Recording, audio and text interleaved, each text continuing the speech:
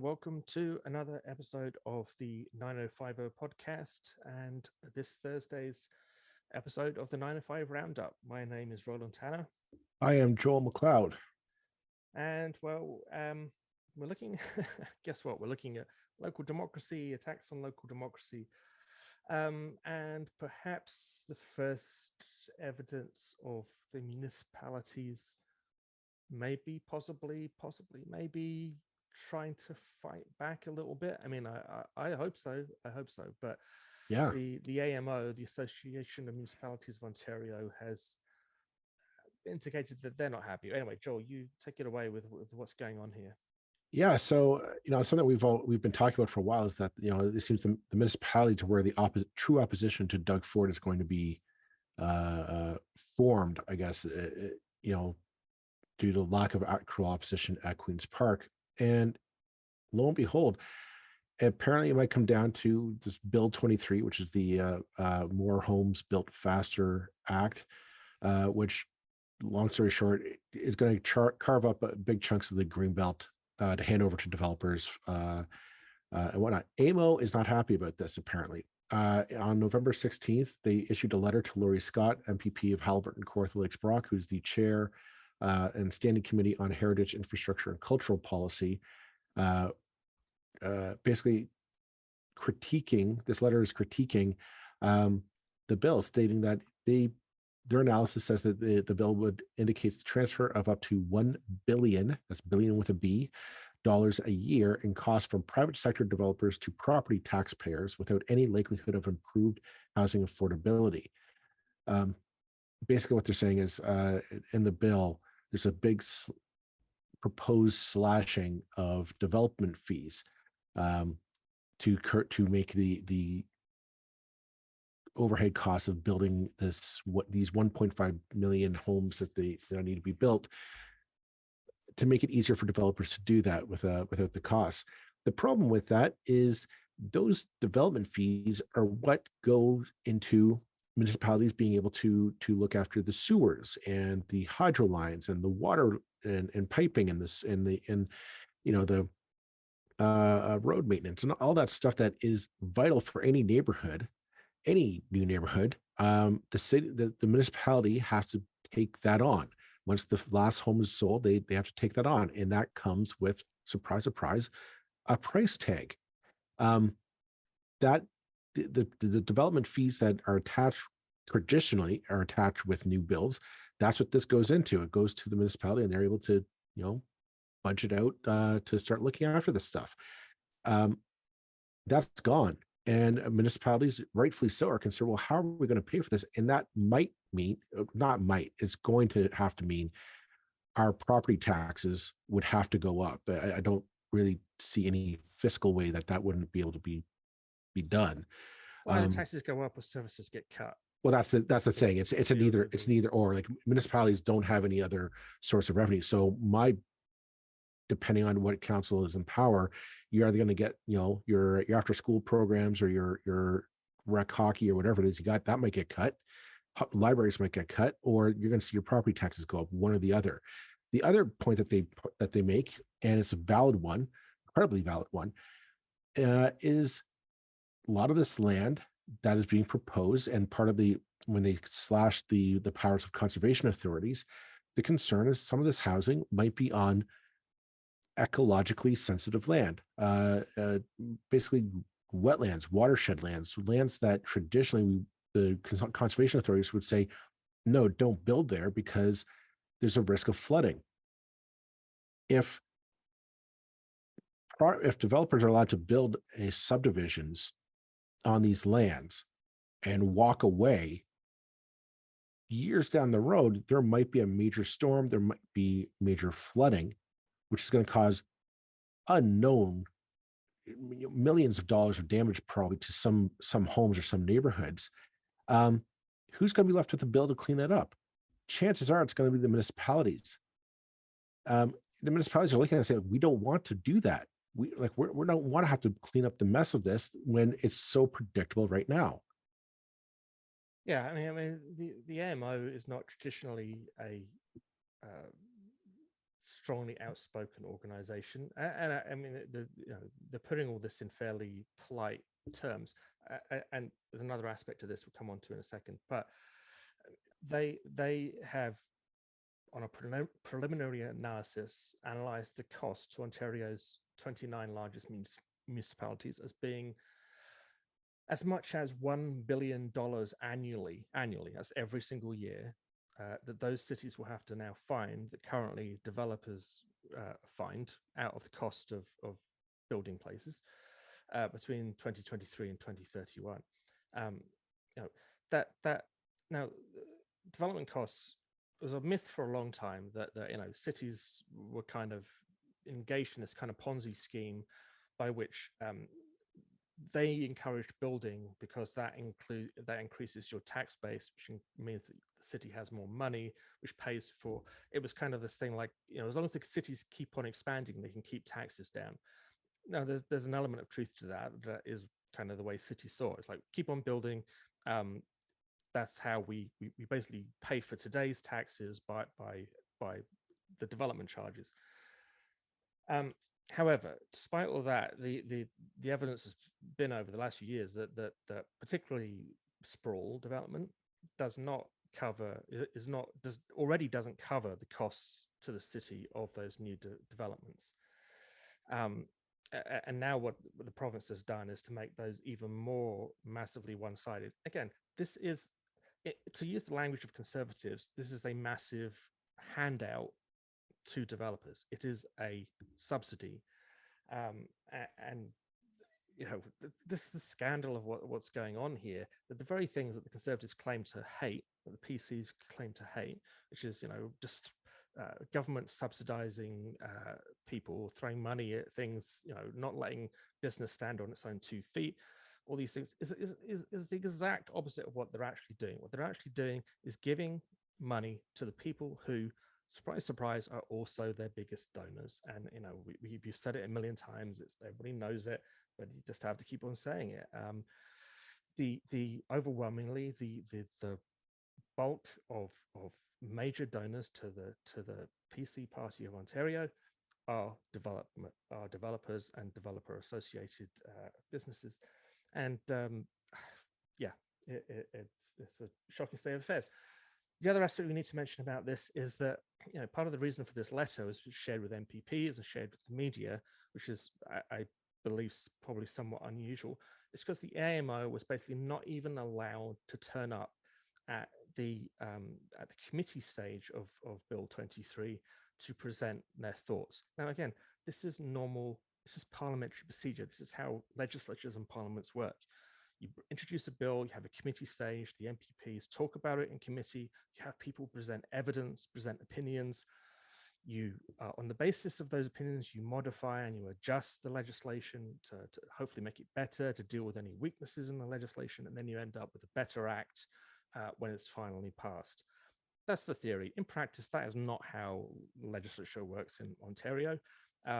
Bills are increasingly just rammed through in a matter of days on the nod from the MPPs, and they're not even going to bother to talk to an organization as big and with as much political clout in terms of who it represents as the AMO. It's like, no, we're not going to talk to you, get stuffed.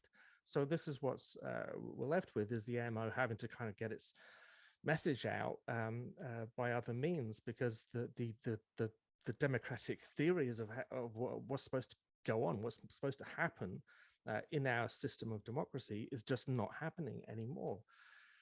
I'm sorry to rant again. I'm trying not to sound like a constant moaning, ranting. It's a little hard. It's a little hard with this government, and we'll have like that. This attitude isn't unique in the province, I'm afraid. The fact I find it's interesting though that this is AMO. This is it's not like one or two off municipalities or one or two mayors causing a stink. AMO. This is an official letter from the president of AMO, Colin Best, who's using his leverage or political leverage to influence this change. They don't do this lightly. This isn't something that you just kind of wake up on a Friday and say, you know what, I'm going to send a letter into the committee. The fact that they're putting out $1 billion a year that municipalities have to find somehow to offset the cost of these subdivisions that, quite frankly, nobody's asked for. I think that's another point that we should highlight is like, if you remember back in Doug Ford's first term, he tried to sneak this through the first time by saying, well, they'll allow municipalities to build into the Greenbelt if they request. So all the municipalities had to do was just, go to the province and say, hey, can I build in the Greenbelt? And the province said, well, we'll consider it. And every municipality said, no, we don't want to. We don't want to go into the Greenbelt. We want to intensify. We want to, or there's plenty of land within our existing boundaries for us to fill our needs. We don't want that permission. We're not going to ask for it. So like literally we have evidence. Municipalities aren't asking to go into the Greenbelt. The only ones who are asking to go in the Greenbelt are the developers. The fact that we have municipalities taking in a united front saying, no, we don't want this. It's going to be costly to us. You're just passing on the bill to us 10, 20, maybe 30 years down the road, but we know it'll come. The fact that this government can't sit down and contemplate that, there's no consultation with them, there's no thought behind it other than we just need to ram it through, consequences be damned, because chances are they're not going to be around, the PC MPPs aren't going to be around to deal with the consequences in 10 or 20 years. They don't believe in the consequences because these are climate deniers. I mean,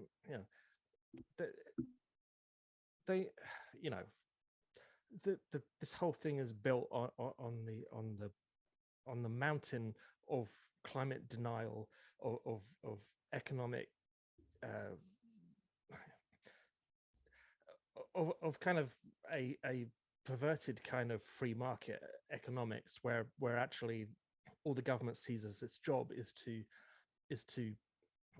basically throw money, throw bungs at the people it wants to vote for it, which in other lines of business is called bribes and corruption, and people go to jail for it, but not in our political system today.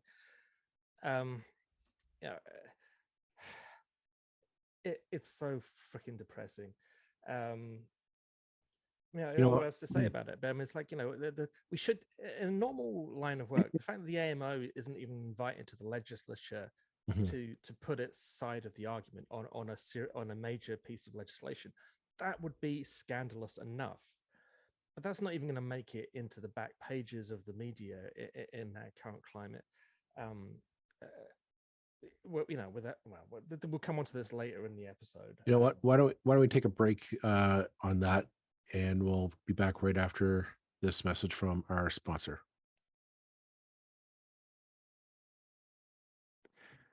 All right, folks, and we're back for round two. Roland, what do we got? Well, we have the latest announcement in the strong mayor system, which is the genius idea, which somehow came from John Tory, but which Doug Ford decided to become a champion of, and the Minister of Municipal Affairs decided to become a champion of, which is the idea that this whole idea of more than 50% of votes counting on councils is a bit old school. Let's just say that as long if it's the mayor's proposal, our strong mayor, he only needs 30%. He only needs a third of the votes to win. So if they have a third of the votes, they win. Now, once again, this is what we should really refuse to call the strong mayor system, and we should call the stooge mayor system, because that's what this will turn mayors into, the stooges of the province. Just as the planning system currently works on the system that cities can do what they like with planning as long as it's what the province wants. And that's the whole basis for LPAT and how LPAT appeals work. It's okay, the city made its own decision of its own free will, but is it exactly what the province would have done? No. Okay, well, that's overturned. This new strong mayor system works on exactly the same logic. You can do exactly as you like. You're completely free to do what you want as long as it's what the province wants. So these stooge mayors won't have to persuade councillors of the validity of their point of view, they'll just ram it through as long as they've got a third of the councillors behind them, which, in our tiny, in most countries in the world, a council of a decent sized city might have 20 councillors, something like that.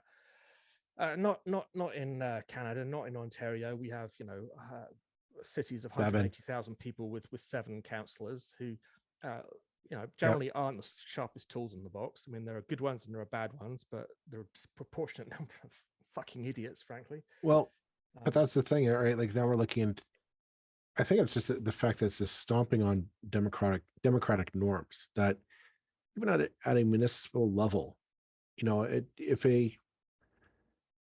for all this time that we've been doing this podcast, we've known that there's always been the province has come down and just trampled over a decision a municipality has made. For example, most recently in Hamilton, the previous council voted to preserve the urban boundary, not expand it into their white belt region, in response to public pressure and the grassroots movement. And that's democracy. That's how it should work.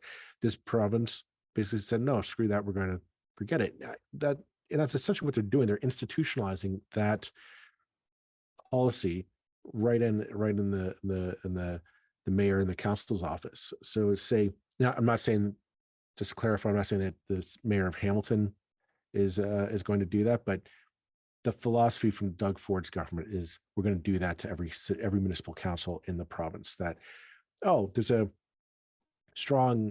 vocal minority of people who, a developer might have bought off or whatever.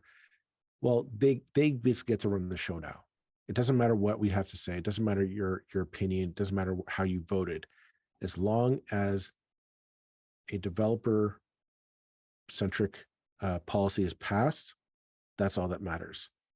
And it's a dangerous thing. Like there's our democratic system is supposed to be antagonistic. We're supposed to have debate. We're supposed to have ideas going back and forth. It's supposed to be, quote unquote, the free market of ideas. We're supposed to throw out these ideas and make the best argument for them.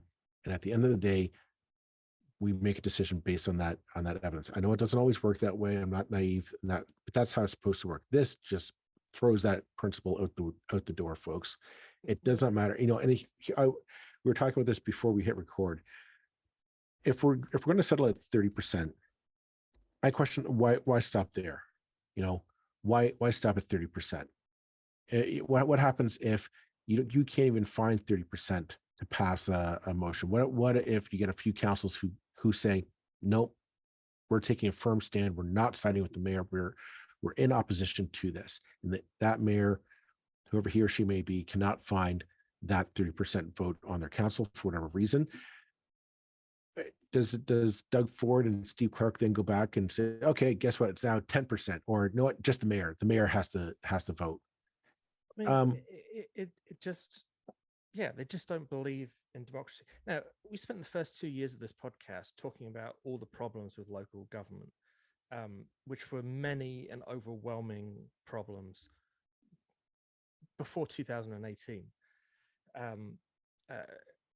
And to an extent, we just saw in the election in Hamilton, like a clear out of the old guard of the way that things have been done for the last 20, 30 years or whatever.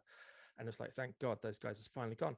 But all those new councillors, I mean, and just on a side note, notice when this is happening. This all happened between election day and the inauguration of the new councils. Basically, when there's no one at work in any city hall in Ontario to really kind of kick up much of a fuss about anything. All those new councillors are basically being told, yeah, you got it elected by the people in our fantastic Canadian democracy. Screw you, you don't count. And the sad thing is that the bad councillors who for whom being a councillor is the best job they ever get, the ones who love being called councillor this and councillor that, the ones who stick around for decades because there's nothing better they're ever going to do. They're never going to get their ego stroked anywhere else to the same degree that they do at a city hall. They'll stay around just like they always do. The good ones, I mean, why the hell would you want to be a councillor under this system? I mean, it's bad enough under the old system. I mean, I ran to be a councillor. I thought it would be very interesting, but I also thought naively that, you know, I could be kind of a force for good. You know, I thought I could contribute something. Um, why would I want to be there and just have my votes completely thrown in the garbage? No, and the votes of the people that I am representing, of the thousands of people who Mhm. put a vote in a box for me, to just have that thrown in the garbage because, well, no, we're going to have this system where you know, where the mayors just get to do whatever the province wants to do, and then they get a free pass to get stuff done Well, quickly. that's ultimately what this is that what was the point of the recent municipal election? You and I, we covered it. We talked with a boatload of candidates of a variety of political stripes and leanings and philosophies and whatnot, and covered numerous issues that were affecting the municipalities. And the general consensus, okay, the people have voted, they've spoken, so be it. We will carry on and see what happens. And basically, this act throws that entire exercise was like, Doug, why don't you just come and just say, no, we're just going to eliminate elections altogether? Like, it's a farce. It's a farce to impose on the people, and it's this needless game because you made a promise in a back room somewhere with a bunch of rich white guys, I'm betting, and they're holding you to account, and the rest of us just have to eat it. It's just our democracy doesn't matter. It doesn't matter who we voted for. It doesn't matter going forward if you call your councillor to voice your concern about a development project or whatever. It won't matter. I mean, it doesn't matter now. It's just going to matter even less. I mean, it's so. It's definitely not a step in the direction we want. It's in such a degree of crisis. It was already in crisis. It's now in cataclysmic disaster zone, where it is a sham of democracy. Is what we're going to be left with. I mean, an utter sham. It was at least the case that, basically on development, which is the most important thing the municipalities do, is to do with development. Those powers had already been taken away, and they were taken away by a Liberal government, as it happens. But basically, under the aegis of the Places to Grow Act, which was a good act in its intentions, the powers of municipalities were very, very seriously undermined in a way that I think was wrong. But now that is being extended from the Places to Grow Act to everything else. And it all stems back to the Canadian Constitution, which has got a massive problem bang slap in the middle. There's got a number of problems with it, Notwithstanding Clause being another one. But going right back to John A. Macdonald and the Fathers of Confederation, creating municipalities as creatures of the province, and we basically have a weak federal government that can't tell the provinces to do anything.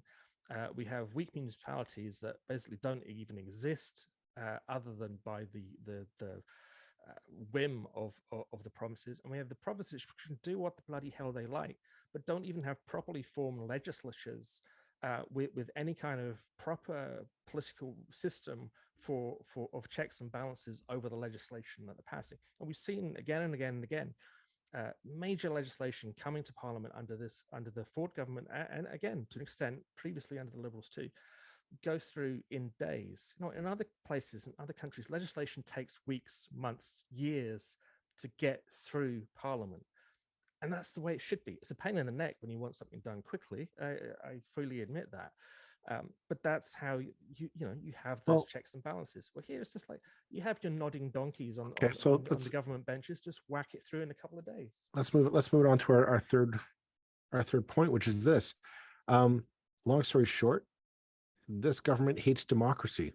It's got to be clear as day to anyone who pays attention to it. They hate the idea of democracy. They hate the idea of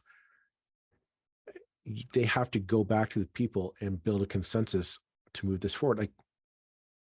And I'm not talking about just in terms of the municipal file. It is clear that since they were reelected, every action that they have taken has been a sledgehammer to the norms and practices of democracy. That's like we have this dismantling at the municipal level, because that might prove to be contentious, or there might be some resistance or real hang up there. Well, let's just neuter them so that they can't form any real opposition there. And then we say, okay, well, now there's the issue of union negotiations in the education system. Well, are we going to negotiate with them in good faith, and maybe we'll have to give something, give or take a bit? No, we'll use a notwithstanding clause and just take away rights and just hammer this thing through, because, well, we don't really want to talk. Like, we don't really want to negotiate. We don't want to have to go back and forth. This is a government that honestly just hates its job. It hates it hates having to deal with you, the people. It hates having to go back to you and have to build.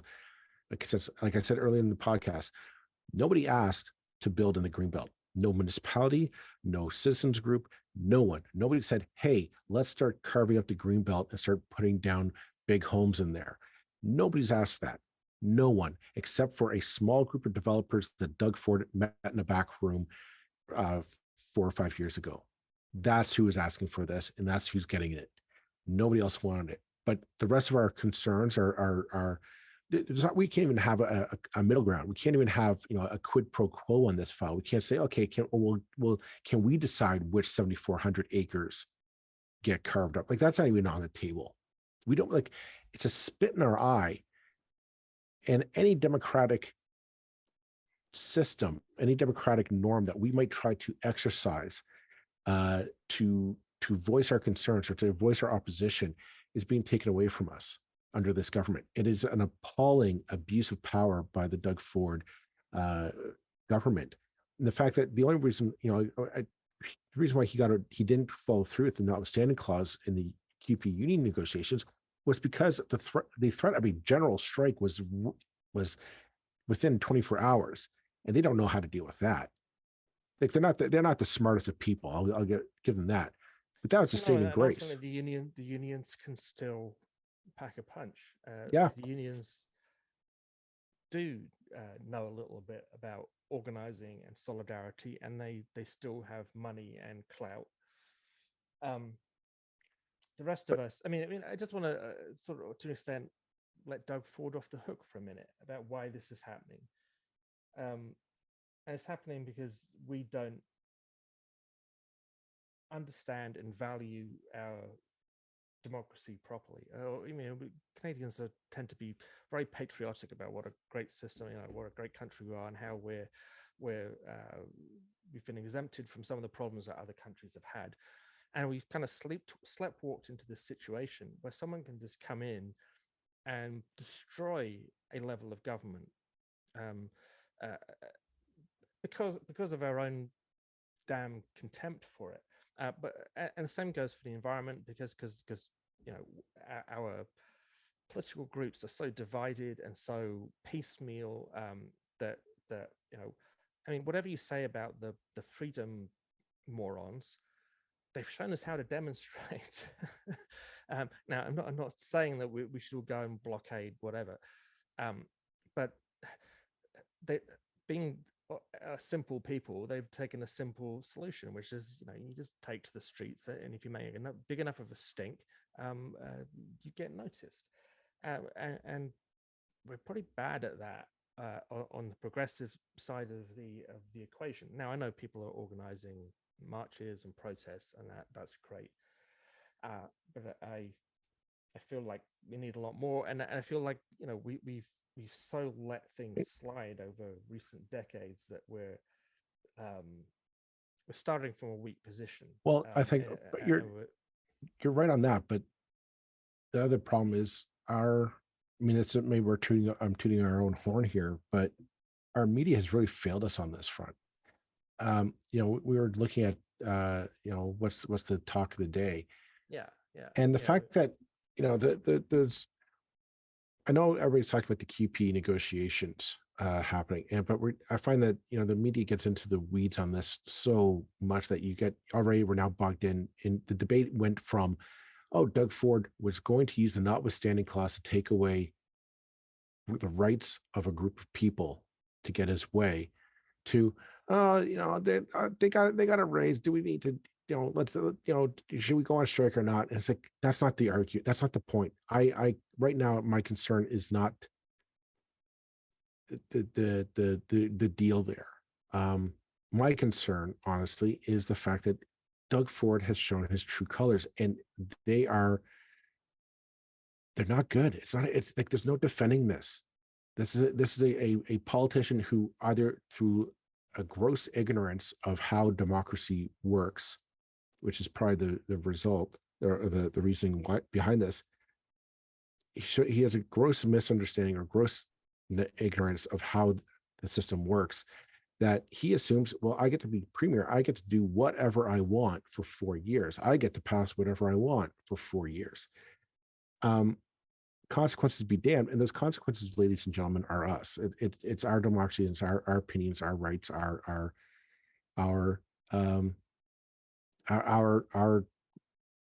democracy. And I find it's hypocritical that there's no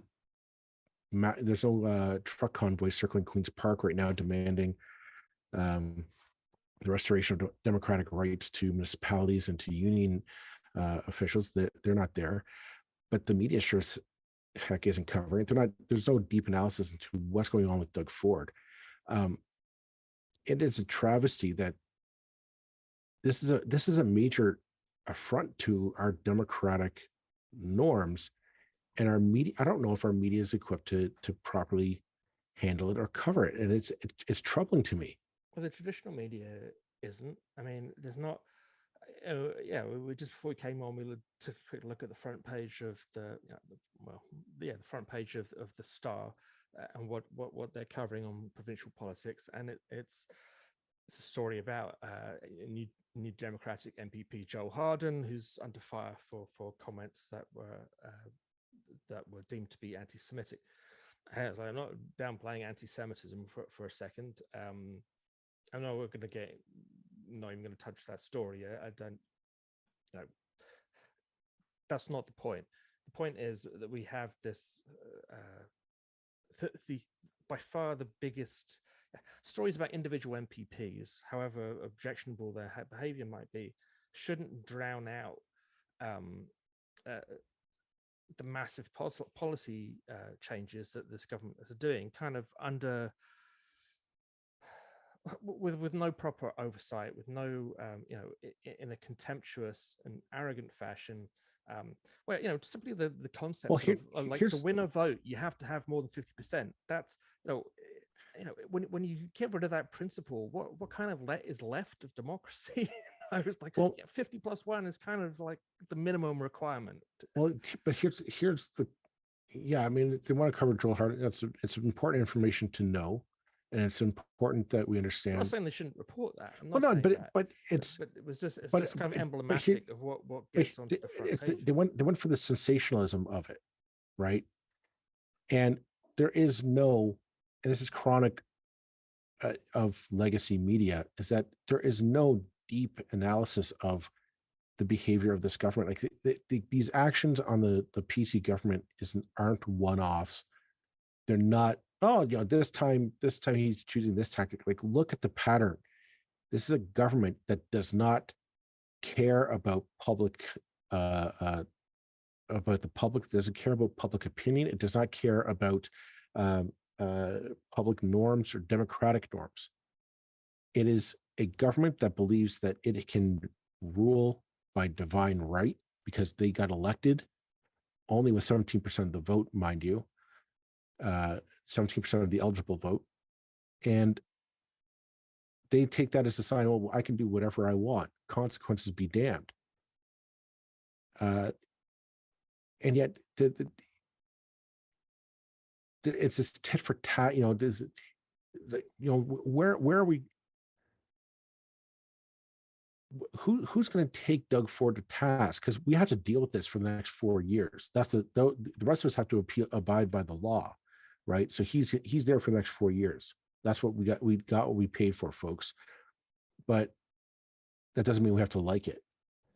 And I just question, like, what, are we going to do this for the next 4 years, where he comes up and he comes up with some policy and some plan that nobody asked for, nobody's on board with. There's no groundswell of support, and he can't defend it, and he can't present the argument to build that support for us. And we're stuck with, well, let's look at, you know, what polling numbers say what, and it's just exhausting. And it's like, It is. I mean, call it out, people. We're doing. I'm not claiming that we're rivaling the Toronto Star by any stretch of the imagination. I'm not so arrogant.